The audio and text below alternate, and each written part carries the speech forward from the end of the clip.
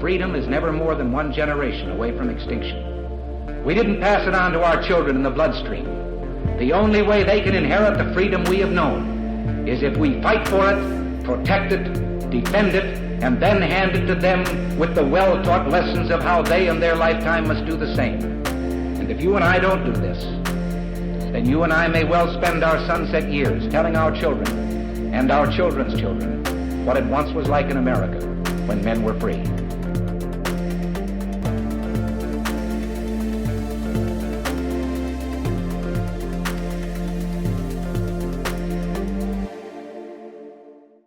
Hey everybody, welcome to episode number 459 of Gun Freedom Radio, where we engage, we educate, and we inform. We are brought to you by azfirearmsauctions.com, where you set the price on guns, ammo, and accessories. I am one of your hosts, Cheryl Todd. And I'm the other guy, Dan Todd. Our theme today is Gun Storage Check Week, and our guest is Bill Romanelli. Bill is an outdoor rider and avid hunter, angler, and AB diver. He is also a spokesman on behalf of the National Shooting Sports Foundation's project, ChildSafe program, where he works with firearms manufacturers, law enforcement, conservation. Well, that's easy for us to say. Conservation groups and gun owners to emphasize the sporting community's commitment to safety and responsibility, and to promote strong firearm security when not in use. Well, welcome to the show. Welcome back to the show, Bill. Thanks so much for having me. It's always a pleasure to talk to you guys. Absolutely. And such an important topic, gun safety, keeping kids safe, the ChildSafe program. We are right up against Suicide Prevention Week, September 1 through 7 every year. So no more important time for us to have taken some time and talk together. So talk to us about what is the Gun Storage Check Week all about? Sure, thank you. And before I dive into that, you mentioned that it's a program of Project ChildSafe, and Project ChildSafe itself is a program of the National Shooting Sports Foundation. So I just want to make clear to your listeners that this is not a gun safety program being masqueraded as something it's not. This is actually a gun safety program that was developed by gun owners for gun owners by the National Shooting Sports Foundation. So I just want to make sure that your listeners understand that I'm a gun owner myself. I own several firearms proudly, and very proud of how I have worked in my home with my kids to keep them safe, and at the same time, pass on that heritage to my kids. So Gun Storage Check Week is essentially that we do this twice a year, believe it or not. It's an annual observance we do twice a year. So I guess it's a semi-annual observance? Basically, it's a time to remind all gun owners to review their firearm storage practices and improve them as necessary, because life circumstances change, right? Sometimes maybe you've gotten remarried and now there's kids in your home where there wasn't before, or maybe your kids have all grown up, but now they have grandkids. Now there's grandkids in your home, or maybe there's just been some burglaries in your neighborhood lately, and if your firearms are easily accessible by a criminal when you're not home, well, we know that the vast majority of firearms used in crime are stolen firearms. So we're just asking everybody to just take a few minutes and say, all right, are my guns, properly and responsibly secured in my home? That's what Gun Storage Check Week is all about. That's, very well stated, because we've been through, we are grandparents now. We've been through sort of all of those stages, right? We were child free for a part of our marriage. Then we had our daughter, and then we taught her about firearms and firearm safety, but her friends would come and go out of the house. So having the guns stored safely was important. And then she moved out, so it was just us again. And now we've got the grandkids that are in and out of the house and actually do live with us now. We're all living together, waiting for the housing market to get reasonable in Arizona. Good luck with that. So they can buy another house. But these are important things to consider. But how does this tie in with Suicide Prevention Week? Sure. So for the last several years, I think 7 years now, NSSF has had a working partnership with the American Foundation for Suicide Prevention. And what brought this about is when you look at the numbers, the vast majority of suicide attempts involve a firearm. And then, quite frankly, of the successful suicide attempts, 80% of the reason they're successful is because a firearm was involved. So NSSF, recognizing this, decided to say, what role can safe and responsible storage play in suicide prevention? And something we learned real quickly working with AFSP was that there's something called that moment of pause. It's that moment between when somebody decides that they're going to act and when they take action. If there's something that interrupts that process, even for just a few seconds, that can be enough time for them to reconsider their decision. And so when they go to access the firearm, if there's a lock on it or if it's in a safe that they can't access, it creates that moment of pause, which can quite frankly save a life. So as part of, the whole Project ChildSafe vision of helping prevent firearm accidents and thefts and misuse, suicide prevention is a natural part of that. And we're very proud to be working with not only AFSP, but with the Veterans Administration and other mental health organizations around the role firearm storage can play in suicide prevention. So that's why doing a gun storage check week program around Suicide Prevention Week is just so central to the mission of Project ChildSafe and NSSF. Well, everything that you have said flies in the face of the other side that says things like, well, you love your guns more than your children, or you love guns more than fill in the blank. What could be more loving than to understand that people fall into despair for whatever reason, and Right. that the NSSF is forward thinking, trying to kind of head off, that next person who maybe is falling into despair, and giving them some tools to put into place to cause that moment of pause. There's nothing more loving than that. Yeah, you're absolutely right. And, we've even gone further in working with AFSP to help parents. We've got a parents guide on mental health and safe firearm storage. It's available on our website to help parents recognize, because I have 2 teenage kids, and let's just be honest, the last person they're going to tell that they're having some kind of emotional problems is their own parents most of the time. So working with AFSP, we've got this resource that helps parents maybe recognize maybe something's not quite right with their kids, or maybe they're on the verge of, a mental health crisis. And not only what can they do to take, help their kids get the care they need, but what kind of steps can they do to address the presence of not just firearms in their home, but all other kinds of lethal means. Suicide is not just, exclusive to firearms. There's sharp weapons, there's pills, prescription pills, things like that. There's all kinds of things in the house that need to be taken into account if you feel like you're someone in your family. It doesn't have to be a child, it could be anybody in your family who might be in crisis. Boy, absolutely. My degrees are in psychology and counseling, and so this is all very, very near and dear to my heart. And so often, with the training I have, we're always just kind of thinking about, the spirit of the person's, heart and their mind. But when we can Yes. do some physical, logistical things like what the NSSF is suggesting here with this gun storage check week, that just goes tongue and groove, and I think it's Yep. brilliant. So I Well, really and I appreciate like that. the fact that you do it twice a year because, you know, as a gun owner and I carry a firearm, it becomes every day, same routine. And Yeah. it's good to have that spark to say, hey, wait a minute, maybe you should recheck what you do because maybe maybe you are leaving it on a dresser that kid can reach, or maybe you left it in the car or whatever. So I think it's good that we are, as a responsible gun owner, to be aware that we need to check ourselves. Yeah, Absolutely and you is. raise a good point there because the rules of gun safety are not difficult. In fact, they're very simple. And I think to an extent that's part of the problem. It's because they're so simple, it's very easy to get complacent. So yeah, we just want this to be the kind of thing. It's like it'd be nice if it was top of mind every day. But certainly, for something like this, we just want folks to just stop and just take a few minutes and think about it. Right. Boy, it's so true. And so was there something special about, like, we know that Suicide Prevention Week is one of the reasons that you're having uh this gun check storage check one time a year. What's happening the second part of the year? What is it that's Sure. causing you to do this every 6 months? Yeah, actually, it's not. It's even closer than that. It's every 3 months. So, Oh, okay. We do it twice a year because the first time we do it is the week of June 1st through 7th, and that June is National Safety Month. So it's just a natural tie-in, safety. Let's not miss that opportunity.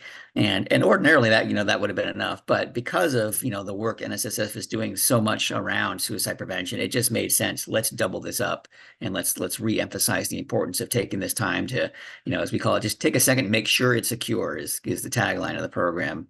And it's like, again, we'd love folks to do that every day, but if our little bit to do it in June and September helps people remember that, then that's what this is all about.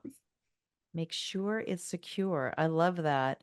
And so we've already touched on a lot of reasons for why, gun storage is so important to talk about and keep top of mind. But is there anything that we've left unsaid in that area? Because there are people out there that feel like, look, I don't want to be told where, how to handle my firearm. And I think that when the next accident, right, happens, or even the Mhm. next suicide happens, it Mhm. just gives more ammunition to that other side to feel like they need some governmental agency to reach into our lives and then force us to do these things that the NSSF is just trying to help us be, kind of self-monitor. Right. Well, and you raise a couple of very good points in there. It's like nobody wants to be told. I've gone on myself. I don't want to be told how to do things, but I certainly don't mind being instructed or informed on, if you do this, here are the benefits of it, kind of thing. And so I think that's an important aspect of how we're talking about this. But even more importantly, we as the gun owning community, we need to set the example, right? I mean, if we're Absolutely. going to talk about self-governance, then let's own it. Let's demonstrate that self-governance by taking that responsibility. And I need to say that we know the vast majority of gun owners store their firearms securely and responsibly, and they're very proud of the fact that they are so responsible and with their firearms. So hats off to all the gun owners out there who are taking the steps to be responsible. But it's not a one and done kind of thing. It's something you need to be cognizant of because, like I said, it's when we get complacent, that's when the accidents happen. And it's just, it only takes an instant, to become a statistic. And that's Absolutely. just the last thing anybody wants. You as a gun owner, anybody in your family, your neighbors, even the NSSF, who represents the gun manufacturers, nobody wants their product to be involved in a tragedy. Nobody. And so that's why it's so important that, the industry is behind this and the gun owners are behind this and that collectively as a community, we are the ones who are the champions for gun safety, for genuine gun safety. Right. And every time there is an accident, then the politicians want to step in and say, well, we know the safety program that you need, and that is no guns at all. Mm, And so, there's so much to this. So we have to be responsible. It's just like driving a car or anything else. We are responsible. We decided we want to own a firearm. We need to be responsible. That's absolutely. right. I love That's the that. commitment you make. And NSSF of all organizations has said, if you're not willing to abide by some common sense rules of gun safety and responsibility, then they will tell you you probably shouldn't own a gun. I mean, that's the NSSF talking. I It's mean, very- I mean, that's That's how serious they are about this. It sounds like a parent. It sounds like the things that we've said to our own daughter, Uh-huh. and I think it's wise that, if you it's like getting we've talked about uh, firearms as far as like the Christmas puppy syndrome, right? Because we had a Uh-huh. gun shop for many, many years. Hmm. And we would find people come in and they would buy a gun and they would kind of be like, okay, now I have it and it doesn't really fit my life and I'm not training with it, but just gonna stick it on this closet shelf up here and it'll be there ready to go when I need it in the moment of, Right. an emergency. And I think that that is a minority of the people Yep. in the gun community, but there are Mhm. some people out there, and we definitely want to get past that Christmas puppy syndrome where it felt good to get it, but now we're not really taking the responsibility of the care and feeding and Yeah. training, right? Yeah. It's That a great goes analogy. along Yeah. with that. Thank you. Yeah. Um, and so people out there listening, what can they do other than, oh, okay, I've had this reminder now today that maybe I'm gonna go and make sure that my process and my routine is the best it can be. but are there other things they can do? Maybe to encourage their neighbor, maybe to share the message on their social media to their sphere of influence. What can people do? That's exactly right. There are actually 4 things we're asking people to do around Gun Storage Check Week. And then first of all, is just mark it on your calendar, right? September 1st to 7th. If you're going to be posting something on social media that week, or if you're going to be on social media, think about, can you just help spread this message through your own social media channels? And to help you do that, we have a website, gunstoragecheck.org, not .com, .org, with basically ready to plug and play, ready to go materials for posting on social media. It's also got resources. Again, this is a lot about suicide prevention, so there's a lot of resources and tools there that are easily shareable online, either on a website or on social media. And then, during that week of September 1st through 7th, just use those materials, start posting them out there, share them. And then, of course, we've got, hashtag for Gun Storage Check that, we hope people would use with that. And, Project ChildSafe is active on Facebook, Instagram, X, and YouTube. If you want to go to any of those pages, just go onto our main webpage, childsafe.org, and scroll down to the bottom, and there's links right to our social media pages. And then you can follow, share, repost, retweet, all that kind of stuff. We really want this to be a loud and highly visible campaign that reaches gun owners and their families all across the country, that shows that we are unified in our commitment to safety and responsible ownership of firearms, as well as the safe and responsible enjoyment of the shooting sports. That is fantastic. And I really respect everything the NSSF does. And just for folks out there, can you just help them better understand, it's not, necessarily an advocacy group. It's not necessarily just a gun safety group. It's partially for the industry itself. Tell us what the NSSF, the National Shooting Sports Foundation, does. It's a pretty big umbrella.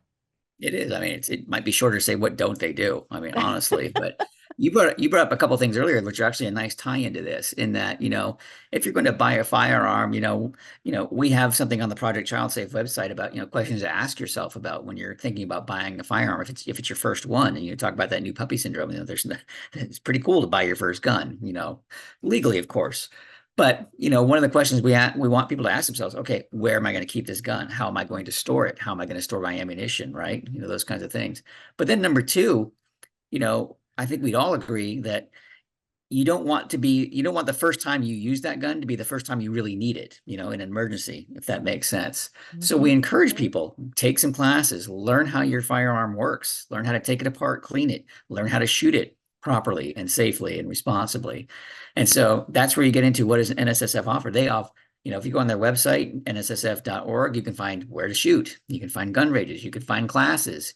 You can find, there's online tutorials, up the whiz bang of, shooting techniques and things like that. There are so many resources available through NSSF for new as well as experienced shooters that, frankly, I feel guilty. I don't take more advantage of it. I think I'd be a better hunter and better shooter if I, spent more time, watching some of those educational videos. So there's lots out there for everybody.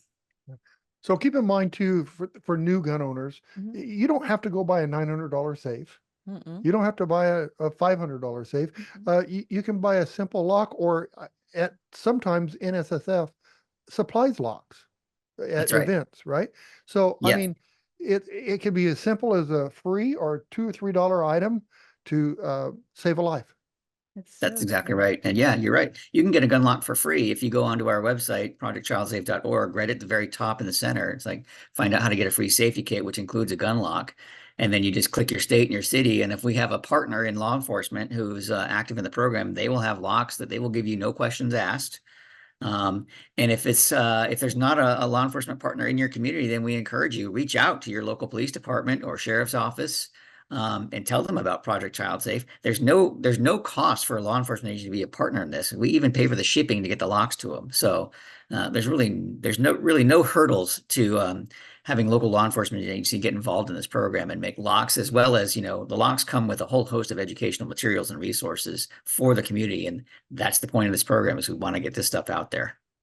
Boy, absolutely. And so while you were talking, I went to NSSF.org. And man, it is a one-stop location for news, information, what's going on with laws around the nation. Gun vote is critical. I mean, that is such a powerful website to feed your brain. And Yeah. then I Yep. clicked on projectchildsafe.org. And as you were saying, there's so many resources there. But the first thing that popped up is something called Hunt Safe. Talk to us about Yes. that. So Hunt Safe is another one of our annual campaigns, although we only do that once a year, but it's an extended program that we start up, around mid-September, as the fall hunting seasons come around. And it's basically a time to, again, this is a time of year when a lot of homes, firearms are coming out of, I would say the closet, but out of the safe. Let's just assume it's going out of the safe. They're being cleaned, they're being taken to the range. Firearms are just out a lot more. So it's just a really good time to remind firearm owners that the campaign slogan we got for that one is safety is always in season, right? And so it's just a good time to really emphasize, safe storage practices, safe transportation practices, safety at the range, those kinds of things, as well as how to be an ethical hunter, good shot placement, making right decisions about when to pull that trigger and things like that. So it's a very robust campaign, and one of my favorites because I'm a hunter myself. And so we have lots of resources. I think one of my favorites is, we call it the hunting safety checklist. And it's something that you and your family can do together, which goes above and beyond just the firearms aspect of it. But if you're going to be hunting alone in the woods, where are you going to be? When are you supposed to be home? Little things like that. So if for whatever reason, God forbid, you don't come home, they know what to do, who to call, and where to start looking. Those kinds of things. And, in those kinds of situations, I think as everybody knows, minutes can be the difference between life and death. So, every minute you can save in your own rescue by letting people know where you are, could be that much closer to saving your life. The fondest memory I ever have with my dad was, I'm 68 years old right now, and it was him teaching me about firearms.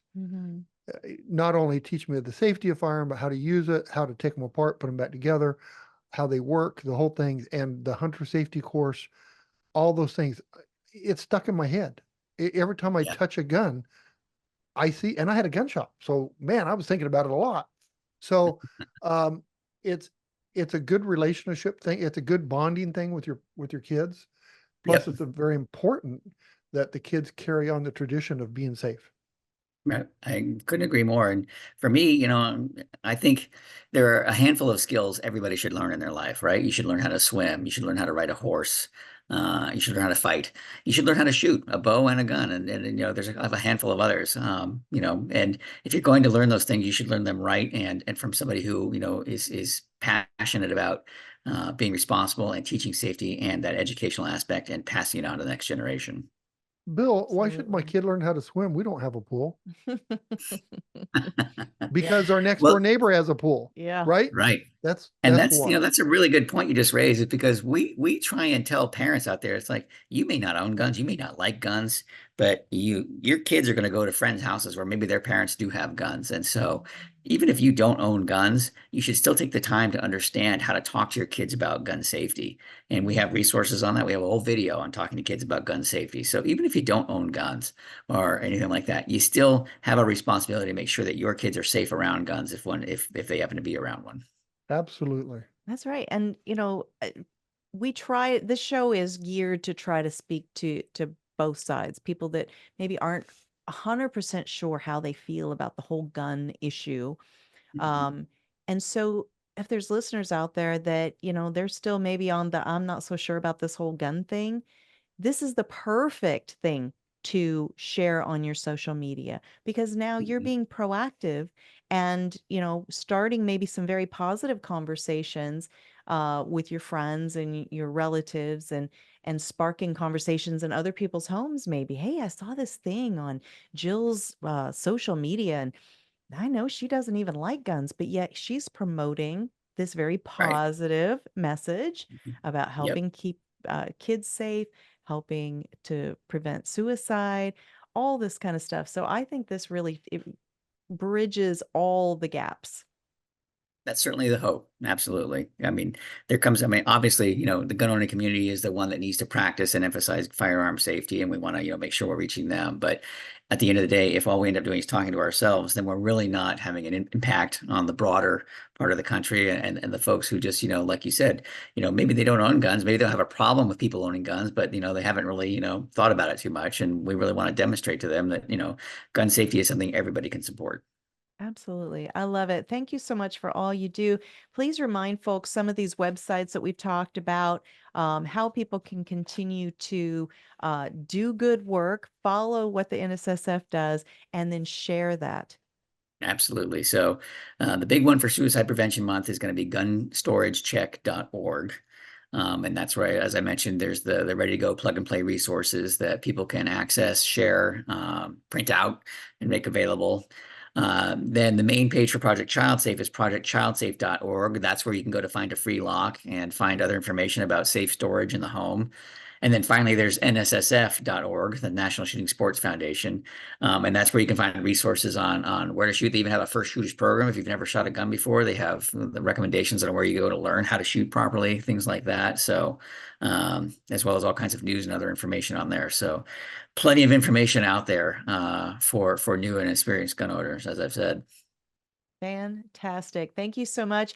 And every year I get the treat of seeing you in real life in Las Yes. Vegas at the SHOT Show, which is also hosted by the NSSF. So I already am Yes, looking indeed. forward to January. It's going to be here before we know it. That's for sure. That's for sure. Thank you so much for all that you do. Bill Romanelli, God bless. Thank you, guys. Take care. Thanks, Bye-bye. Bill. Bye-bye. We could say it over and over again, but we can't say it enough about how important it is to be a responsible gun owner. It's absolutely true. And I do think that the vast majority of gun owners are responsibly armed citizens. But we can always, even those of us who are responsibly armed, can use a good reminder, right? So let's look at it this way. Here's another good thing too. So I have maybe a 7-year-old kid in my house. Okay. And I teach them how to be safe with a firearm and, not to touch it without an adult, Eddie Eagle program, the whole works. And I teach them how to be safe with a firearm. They go to the next door neighbor, and the next door neighbor's kid has a firearm and he's not responsible. My kid will have enough knowledge to either leave or talk to the parents over there about the firearm being out. Yeah. Just that simple little thing right there could save so many times, so many lives. Exactly. And, those safe storage, whenever I hear the government talk about it, I bristle. Yes. Because first of all, how would they even police where I have stored my firearms, so on and so Well, forth? some states do it. California has safe storage laws. So do they have people like knocking on the door and saying, "Show me where your gun is"? No, And if so, can you imagine how invasive that is? So everything that we can do to head that off, right. if that's your only issue, if your issue is protecting the lives of young people, there's a reason to embrace this. And what about the red flag laws where they're trying to make it where if the government thinks that there's something wrong, they can come take your guns away. Why can't you be proactive yourself? And if you see something in your family that looks like there's a problem, then secure things yourself without getting the law involved in that part of the aspect. That's true. So That's true. So just being proactive. Right. That's the thing, is too often in the gun community, I think we take sort of a reactive, or a defensive posture or reactive stance on things. And when we can be more proactive in one thing, I think that plants the seeds for even more ways that we can, Sure. even on the NSSF website where they talk about the gun vote, hashtag gun vote is critical in 2024. That's a proactive measure, like thinking ahead that we need to be vetting candidates who are going to be our representatives, and then holding them accountable once they're elected. Once we start thinking ahead of the game in one area, it's going to improve all areas. But we do need to scoot on out of here. Scoot.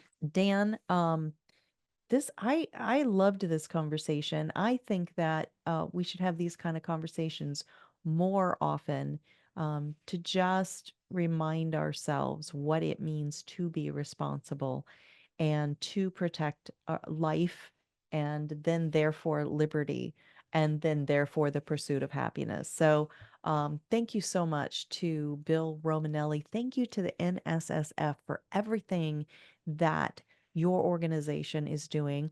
Thank you to our amazing listeners and viewers all across the world.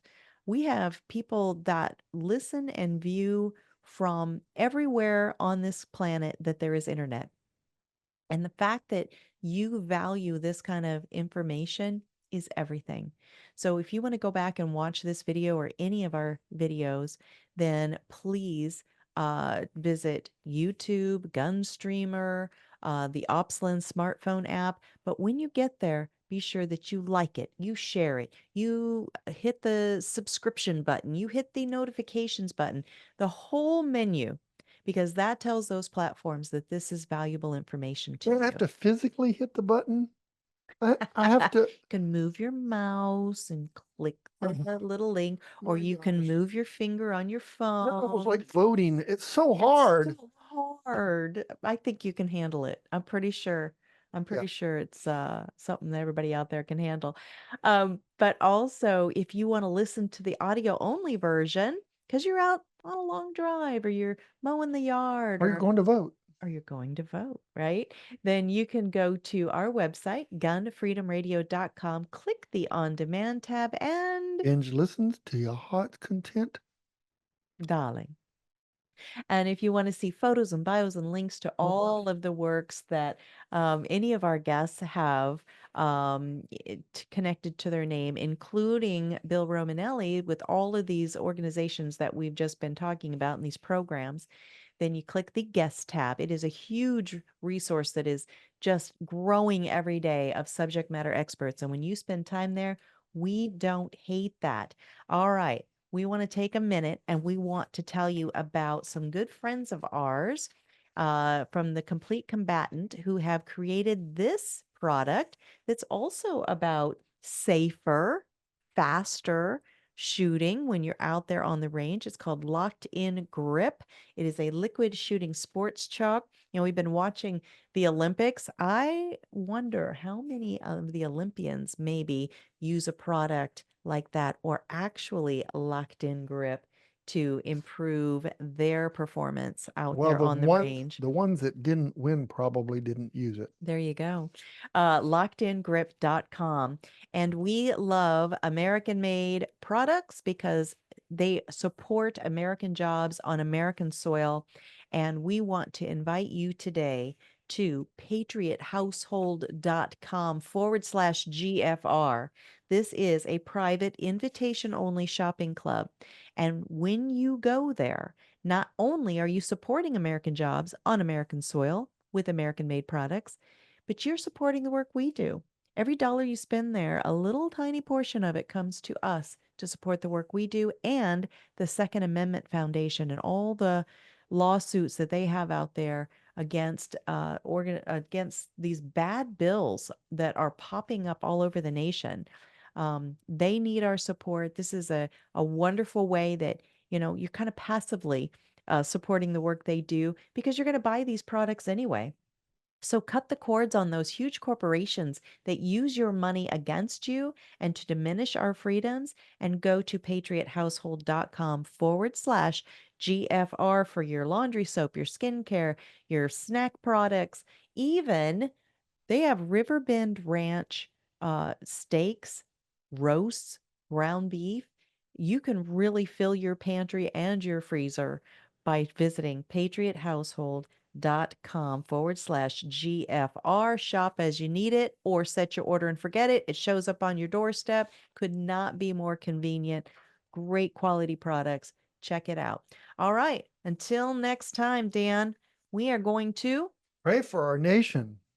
say that again. Pray for our leaders. Yeah. What about the ones that we're frustrated with? Well, first of all, again, I messed up. Pray for our representatives. I'm sorry. Okay. I said leaders. Yeah. I keep doing that. Take me to your leader. No, they're not our leaders. They don't lead me to anything. They lead you to pray for them, even the ones you don't like, maybe especially the ones you don't like. All right, until next time, be good to each other. Have a great week, and God bless. Bye-bye.